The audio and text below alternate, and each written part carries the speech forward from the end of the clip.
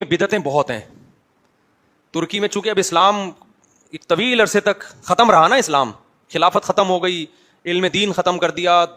ایک دور میں داڑیوں پہ پابندی لگی ہوئی تھی، تو وہ اسلام کا ایسا گلا گھٹا ہے وہاں پہ، اب جا کے اسلامی تحریکیں اٹھ رہی ہیں، اب وہ آ رہے ہیں لیکن ان کو ٹائم لگے گا، ابھی وہاں بدعتوں کا بہت غلبہ ہے، بدعت کا۔ میں نے ترکی میں پہلا رمضان میرا ترکی میں تھا، آپ حیران ہوں گے، میں تراویح پڑھنے کے لیے مسجد میں گیا، رش بے انتہا تھا، مسجد بھری ہوئی تھی نا، اتنا لوگوں میں جوش و خروش، سارے پینٹ ٹائی کوٹ میں تھے، لیکن اتنا جذبہ ان لوگوں میں۔ ہم جب گئے ہیں،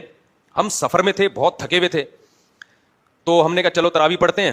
امام صاحب نے پہلی رکعت اللہ اکبر، اچھا جو امام تھے وہ شافی مسلک کے تھے، تو وطر انہوں نے خود نہیں پڑھائے، انہوں نے کہا کیونکہ ترکی میں سارے حنفی لوگ رہتے ہیں تو وطر ایک حنفی امام کو انہوں نے آگے کیا، یہ ہمیں پازیٹیو چیز نظر آئی کہ اپنا مسلک تھوپا نہیں انہوں نے۔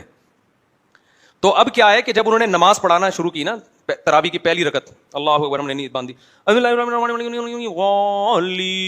ہمیں بس والین کی آواز آئی، آگے کیا ہوا،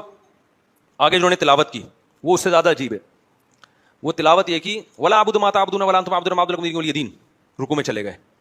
میں سوچ رہا ہوں یہ کون سی سورت پڑھی ہے انہوں نے، کہاں سے شروع کیا ہے، سب ساتھی ہمارے یہ سوچ رہے ہیں۔ اگلی رکعت میں ولا الضالین کے بعد لم یلد ولم یولد ولم یکن له کفوا احد، رکوع میں 2-4 رکعتوں تک تو ہمیں پتہ ہی نہیں چلا یہ تورات پڑھ رہے ہیں، انجیل پڑھ رہے ہیں، کہاں سے پڑھ رہے ہیں۔ قل یا ایھا الکافرون سے بھی شروع نہیں کر رہے تھے، تو نا قل یا ایھا الکافرون سے شروع کرتے، بیچ سے ولا اعبد ما تعبدون ولا انتم عابدون ما اعبد لكم دينكم، 3 آیتیں آخر کی۔ پھر جب تیسری رکعت پڑھی ہے تو بھی ولا اعبد ما تعبدون ولا انتم عابدون ما اعبد لكم دينكم ولي دين۔ پھر جب اگلی رکعت ہے لم یلد ولم یولد ولم یکن له کفوا احد، 2-4 کے بعد میں پتہ چلا بھائی یہ قل واللہ بھی آدھی پڑھ رہے ہیں اور سورہ کافرون بھی آدھی، 20 کی 20 رکعتوں میں یہی پڑھا ہے انہوں نے۔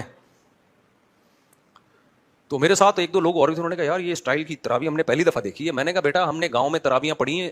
بہت اسپیڈ میں، ایسی اسپیڈ خدا کی قسم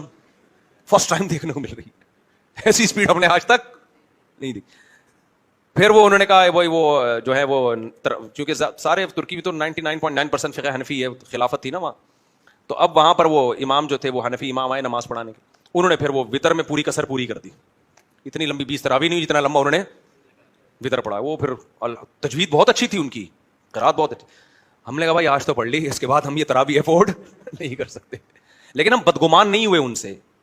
یہ بھی میں آپ کو جو واقعہ بتا رہا ہوں خدا یعنی ان کی توہین کے لیے نہیں، ہم نے کہا یار یہ حالات اگر ہم پر آئے ہوتے تو شاید ہم اس سے بھی گئے تھے۔ جب آپ الٹی سوچ لے کے جاتے ہو نا تو ہر قوم کی برائی نظر آتی ہے آپ کو، جب آپ پازیٹیو سوچتے ہو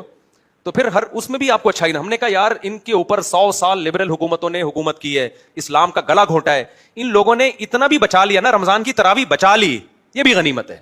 کیونکہ یہ ان کے استاد جو بھی امام تھے نا وہاں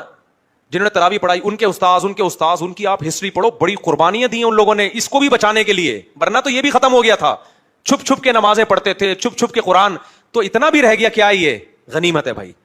اب جب اسلام آئے گا تو انشاءاللہ پھر وہ آہستہ آہستہ آ جائیں گے خیر کی طرف، تو ان کی یہ برائی نہ دیکھیں کہ وہ اس طرح سے تراویح پڑھ رہے ہیں،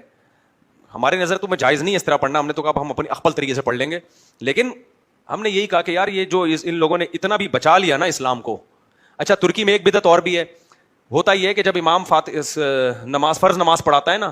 تو ایک مؤذن یا جو اقامت پڑھنے والا پیچھے بیٹھ کے لاؤڈ اسپیکر پہ سبحان اللہ سبحان اللہ سبحان اللہ ایسے پڑھ رہا ہوتا ہے۔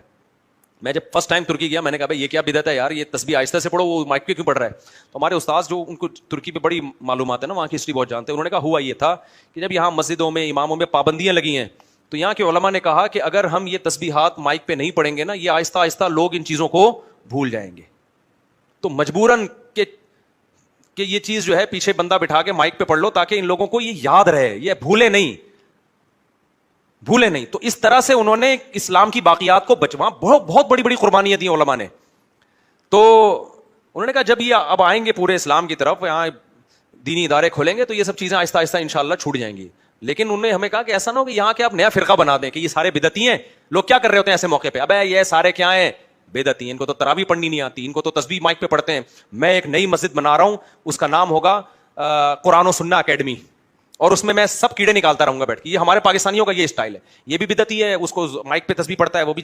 جہنمی، قرآن و سنت صرف میں بتا رہا ہوں۔ تو اس سے سوسائٹی میں اصلاح نہیں ہوگی، اس سے ایک نیا فرقہ بن جائے گا۔ اصلاح کا یہی طریقہ ہے، آپ ان کی خوبیوں کو ہائی لائٹ کریں اور بند کمرے میں آرام سے ان کو بیٹھ کے سمجھائیں کہ بھائی اب تو چونکہ وہ ماحول ختم ہو گیا, سیکولر حکومتیں, آپ ماشاءاللہ آپ نے دینی جذبے سے یہ کام کیا, لیکن سنت طریقہ یہ ہے کہ آپ آہستہ آواز میں تسبیح پڑھا کریں. تو اس طرح سے کوئی پازیٹیو وے میں ہمارے علماء دیوبند کام کر رہے ہیں الحمدللہ, جا کے ترکی میں پازیٹیو وے میں بڑی محنتیں کی انہوں نے. تو کوئی پازیٹیو وے میں کام کرے گا تو کام ہو جائے گا, لیکن اگر یہ کھلی چھوٹ دے دی نا تو یہاں سے فتنہ پرست جا کے وہاں بھی اپنی یوٹیوب پہ دکانیں کھولیں گے,